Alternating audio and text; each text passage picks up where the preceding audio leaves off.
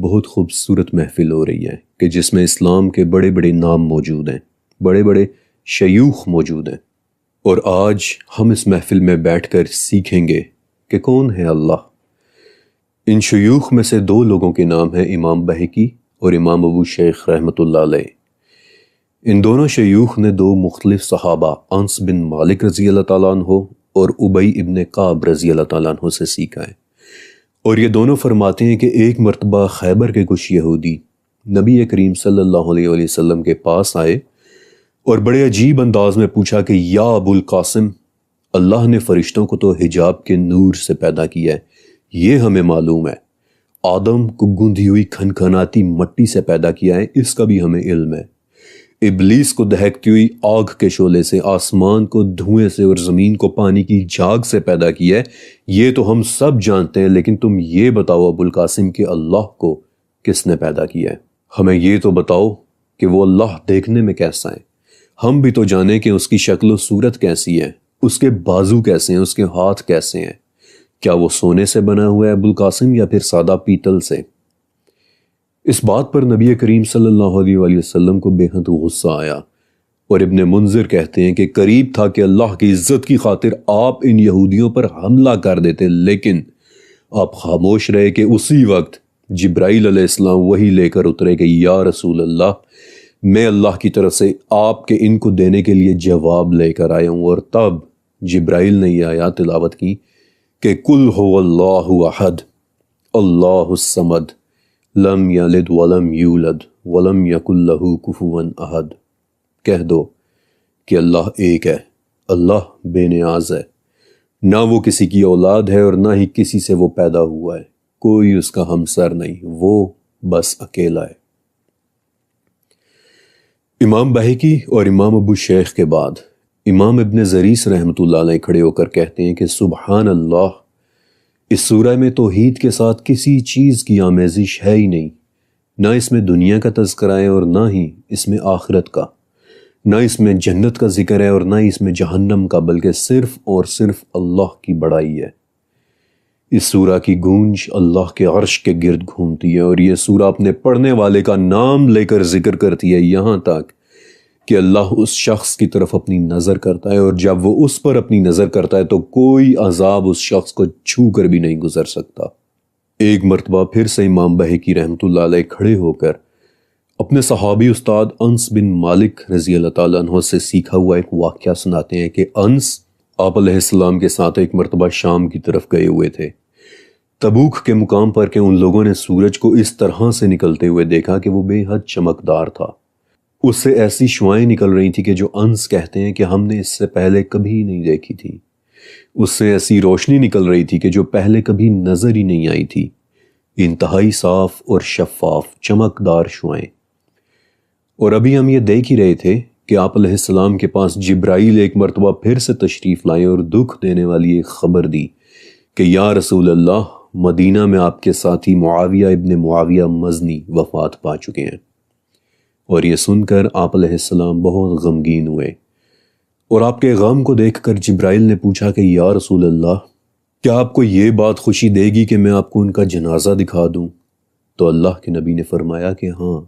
اور ابن زریس رحمۃ اللہ علیہ روایت کرتے ہیں کہ جبرائیل نے زمین پر اپنا پر مارا تو کوئی پہاڑ ایسا نہیں تھا کہ جو اس وقت نیچے نہ ہو گیا ہو، اور کوئی گھاٹی ایسی نہیں تھی کہ جو اس وقت اوپر نہ ہو گئی ہو، حتیٰ کہ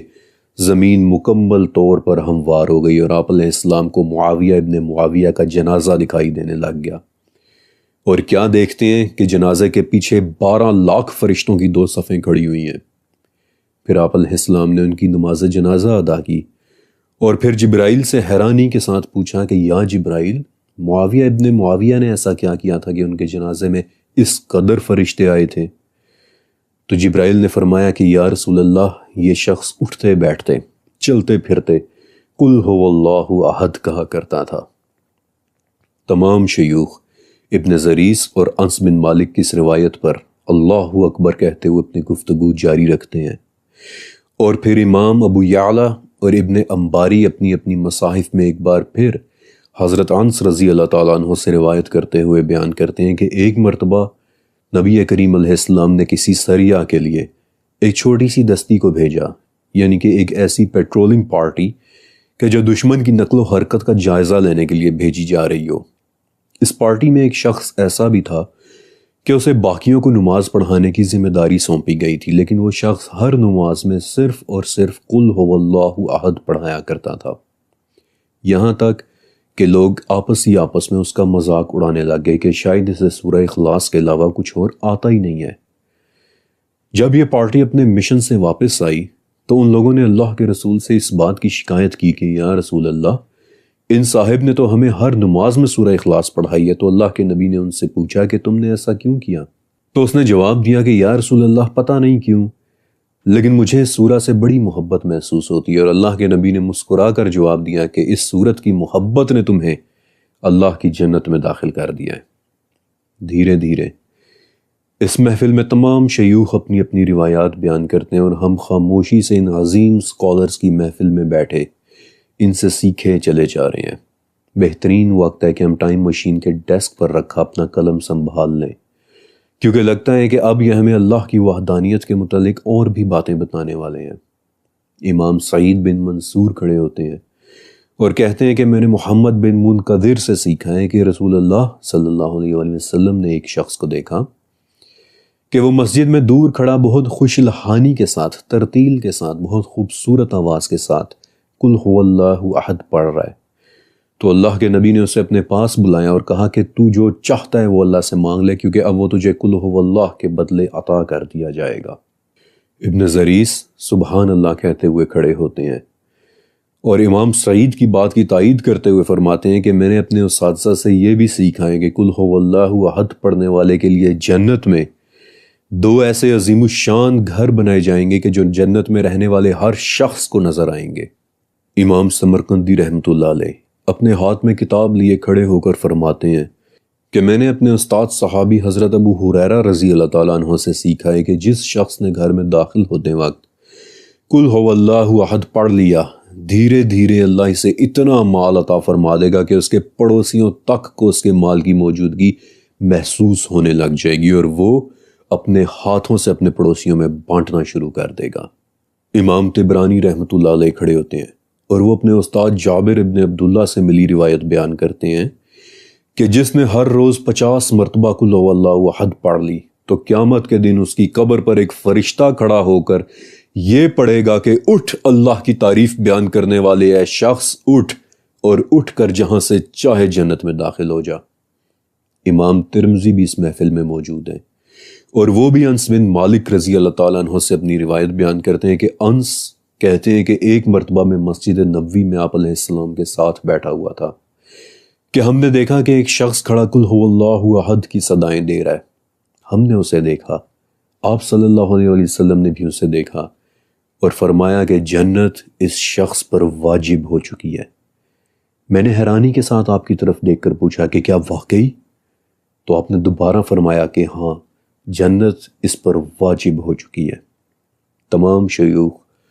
اپنی آنکھوں سے آنسو صاف کرتے ہوئے ہمیں سکھانے کے لیے، ہمارے لیے اپنی اپنی روایات بیان کرنا جاری رکھتے ہیں۔ اس محفل میں امام ابن نجار رحمۃ اللہ علیہ اپنی تاریخ کی کتاب ہاتھ میں لیے کھڑے ہو کر حضرت علی رضی اللہ تعالیٰ عنہ سے روایت بیان کرتے ہوئے فرماتے ہیں کہ اگر کسی نے اپنے گھر سے دور جانا ہو اور وہ اپنے گھر کی چوکھٹ پر کھڑا ہو کر 11 مرتبہ قل هو اللہ احد پڑھ لے تو جب تک وہ واپس نہیں آئے گا تب تک اس کے گھر کی نگہبانی اللہ خود کرے گا، اور جس نے اسے 30 مرتبہ پڑھ لیا اس دن پوری دنیا میں اس سے بہتر شخص اور کوئی نہیں ہونا سوائے اس کے کہ جس نے اسے 30 مرتبہ سے زیادہ دفعہ پڑھ لیا ہو،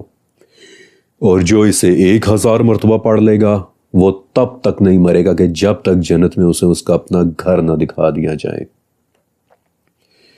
ان تمام شیوخ کی روایات کے بعد حضرت امام بخاری رحمۃ اللہ علیہ کھڑے ہو کر اپنی کتاب صحیح بخاری سے ایک حدیث روایت کرتے ہیں کہ تکلیف دینے والی باتوں کو سنتے ہوئے صبر کرنے میں اللہ سے زیادہ صابر اور کوئی نہیں ہے۔ لوگ کہتے ہیں کہ اس کی اولاد ہے، جبکہ وہ کہتا ہے کہ اے ابن آدم میں تنہا ہوں، میں ایک ہوں، میں اکیلا ہوں، میں بے نیاز ہوں، نہ میری کوئی اولاد ہے اور نہ مجھے کسی اور نے پیدا کیا ہے، بلکہ مجھ جیسا اور کوئی بھی نہیں ہے، لیکن پھر بھی وہ ابن آدم کو اس کے حصے کی روزی دیتا ہے، دیے چلا جاتا ہے۔ اور سب سے آخر میں ابو بکر احمد ابن علی اپنے استاد عیسیٰ ابن ابی فاطمہ سے روایت کرتے ہوئے کہتے ہیں کہ آپ تمام حضرات سن لو، جس دن سور پھونک دیا جائے گا اس دن اللہ رب العزت اپنے پورے جاہ و جلال اور شان و شوکت کے ساتھ غضب میں ہوگا، یہاں تک کہ فرشتے خوف کے مارے زمین کو اپنے ہاتھوں سے پکڑے لرزتے ہوئے قل هو اللہ احد قل هو اللہ احد پڑھنے لگ جائیں گے، یہاں تک کہ رب ذوالجلال والاکرام کا غضب ٹھنڈا نہ ہو جائے۔ اللہ اکبر، اللہ اکبر۔ آج تابعین کی یہ محفل توحید کی محفل تھی، اور آج ہم نے اس میں جو کچھ آبزرو کیا ہے، جو کچھ یہاں سے سیکھا ہے، وہ تمام قرآن کے تیسرے حصے کے برابر ہے۔ وحدانیت، اللہ کی وحدانیت۔ کہہ دو کہ اللہ ایک ہے، اللہ بے نیاز ہے، نہ اس کی کوئی اولاد ہے اور نہ اسے کسی نے پیدا کیا ہے، اور کوئی بھی ایسا نہیں ہے کہ جو اس کے جیسا ہو۔ آج کی یہ محفل دلوں کو ہلا کر رکھ دینے والی تھی۔ یہ وہ محفل تھی کہ جس کا پیغام دینے کے لیے نبی علیہ السلام نے ابو جہل کے ساتھ آئے 25 سرداروں کو کہہ دیا تھا کہ تم لوگ چاہے میرے ہاتھ پر سورج اور چاند رکھ دو، تب بھی میں یہ کہنا نہیں چھوڑوں گا کہ نہیں کوئی معبود سوائے اس اکیلے اللہ کے۔ آج